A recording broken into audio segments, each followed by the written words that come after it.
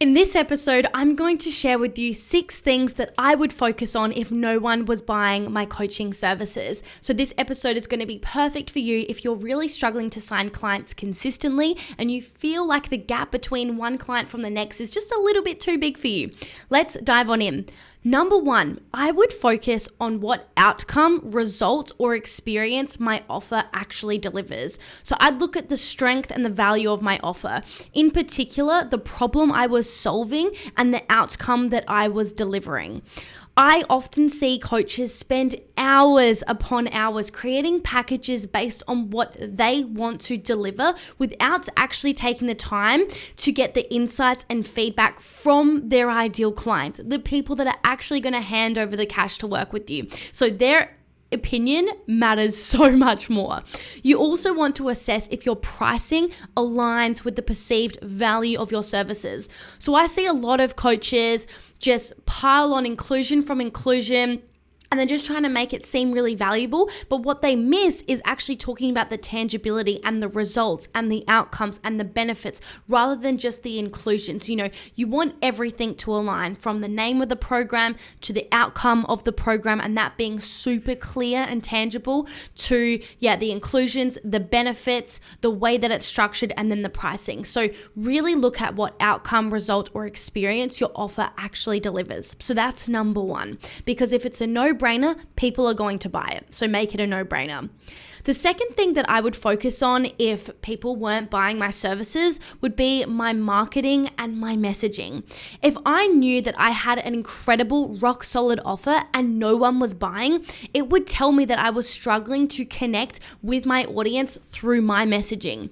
Usually this comes down to one of 2 things. It's either boring and not compelling, or it's too ambiguous. It uses fluffy and oversaturated words which don't mean much to a potential client, okay? So on top of this, if you are lacking clarity on your ideal client to begin with, it will be incredibly difficult to get your message across. Your messaging needs to use words that your ideal clients use and understand. So this means no coaching jargon. For example, using words like, we're going to heal your past self, and we're going to connect with your inner child, and we are going to release limiting beliefs, and we are going to tap into the power of your subconscious mind, or we're going to expand your reality. Depending on who your target audience is, they may resonate with some of that terminology, but quite often with a lot of niches, they don't. It's just you're used to that terminology because you yourself are a coach. You are in the personal development world. You are reading these books and are obsessed with these things, but your ideal client might not be, okay? And so if that world is very new to them, then using languaging that you've known for years because you study it and you're obsessed with it probably isn't going to land, okay? So you want to make sure you don't use any coaching jargon and you just say it how it is, really straight to the point, really clear, where even a person on the street would understand what it is you're actually trying to say. So I want you to read through every sentence of your sales page and of your posts and, even of your I help statement.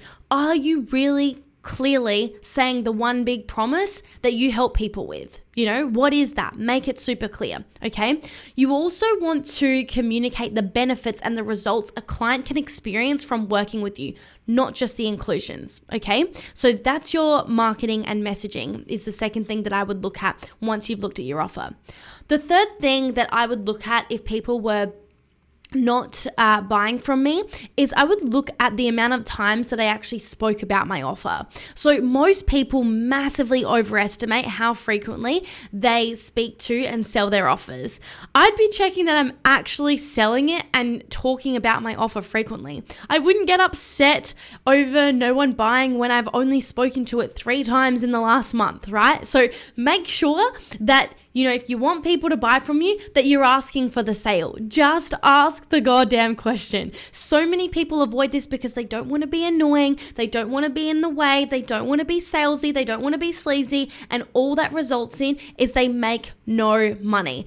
Here's the thing. If your offer is amazing, if your messaging is on point, people want to know about the offer. People want to hear about it. People want the information, the details, and they want the call to action to prompt them to buy, to know that they even can buy. There are so many people that have such exceptional gifts and value and services and offers out there, but because they don't speak about it, no one ever buys. So you've actually got to look at the amount of times that you speak about your offer. Number 4, you want to look at your embodiment, your mindset, and your skill set. So if no one was buying my offer, I'd look at my embodiment, I'd look at my mindset, and I'd look at my skill set.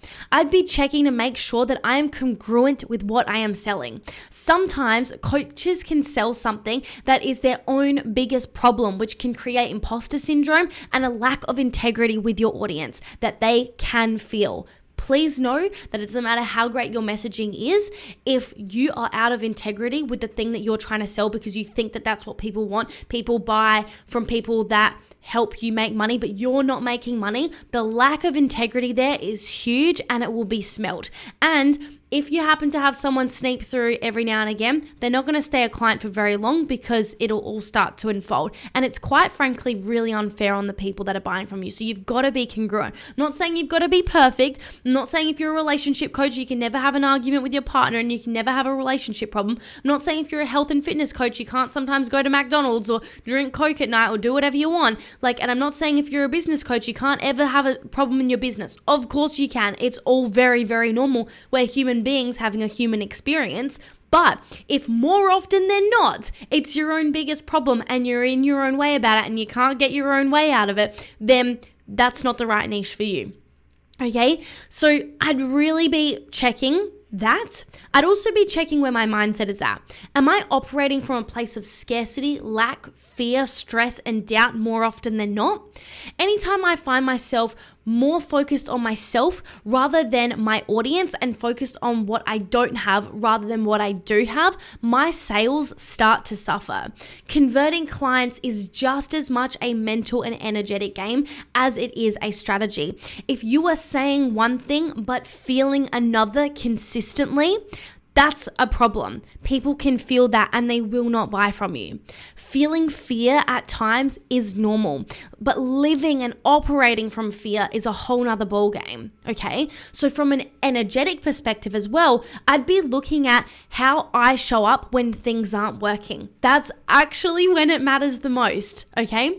If I can't handle this problem now, if I can't handle how I'm feeling now, if I can't handle this challenge and this block that I'm currently experiencing, then what I'm also telling the universe, what I'm also telling myself subconsciously is that I can't handle more, okay? So if you want to handle more, you have to be able to handle what you're going through right now, okay? Your ability to hold yourself when things aren't working, when people say no, says a lot about whether you can hold the wealth and abundance, which is a much higher frequency than the low vibration that you're stuck in. You will attract what you are a match for always.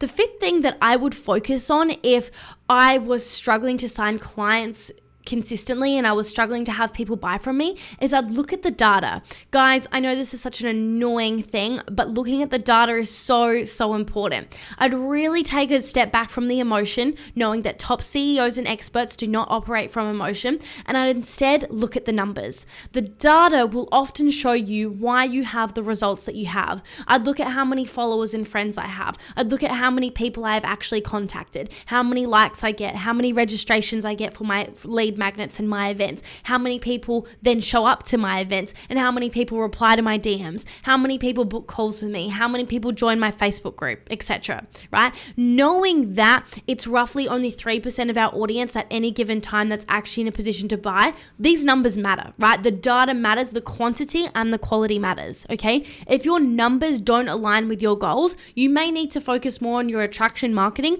to build your audience and tweak what's necessary to increase your numbers overall. Whilst numbers aren't the only metric, it's certainly one of them. So I'm not very good at maths. If you give me any maths question right now, there's a really high percentage that I'm not going to be able to answer it for you. So the moment I see percentages and numbers and data and decimals and all of these things, you really lose me. And data in my business is something that I really care about and I really look at as often as I can. Because if you actually take the time to look at it, not only does that showcase that you truly, truly care and you're doing everything that you can to get the business results that you're after, but you're actually also going to take the guesswork out of business and therefore the hard work out of business, because the data will tell you exactly where it's going wrong in your business model, where it's going wrong in your funnel. Okay. So the numbers matter and it will tell you exactly what is going on.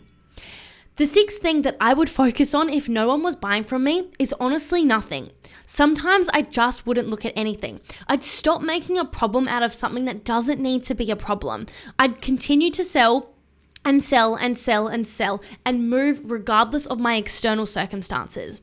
Entrepreneurship and success are non-linear, and there are so many factors out of your control as to why people may not be buying. But trust and know that just like anything in life, it is temporary. So just keep going, okay? And I say this with so much love because sometimes we can be very reactive and we can be very, conditional of like, I'm only going to do this if I get this instant gratification. That was the word I was looking for, instant gratification. And the thing is that in business, instant gratification is not going to serve you and support you long term. Being able to have patience and be consistent and show up even when things aren't going exactly your way is so, so key. So sometimes I wouldn't look at anything and I would just keep going, right? But the 5 things above that I've shared today is essential as well. So the bottom line is that multiple things can be at play when people aren't buying. Sometimes it's because of your offer. Sometimes it's because of you. And sometimes it just happens. There are seasons for everything, okay? All that's required is that you continue to build, you continue to test, you continue to iterate, refine, stay consistent, and sell your offer. Instead, remain a grounded leader and CEO. But either way, don't go into over-attachment and anxiety, as that never helps in your business and it never helps in a launch. And it's never going to support you to actually move forwards. It's only going to keep you stuck where you're at.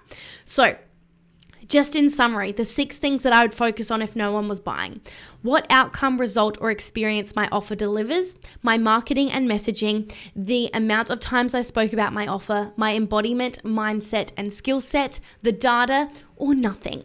I hope you have enjoyed this episode. If you have and you would like my support to personally help you get clear on where your business is, why it is where it is, and what you personally need to focus on to grow and scale your coaching business and get it to that next level, I want to invite you to book a free roadmap call with me. This is a 30-minute call where I'll take a deep dive into your business and look at what's working, what's not, and what you need to do differently so that you can take the necessary steps to get out of your sales plateau and sign clients more consistently in your business. We have limited spots for these calls because it's me that personally takes them, and I do a lot of research into your business, and I give you specific things to do before our call as well so that you can get the most out of it and I can best support you. So if you want to have a call with me whilst it's available, the link is in the show notes for you to go ahead and book that in, and I can't wait to support you in the growth of your business.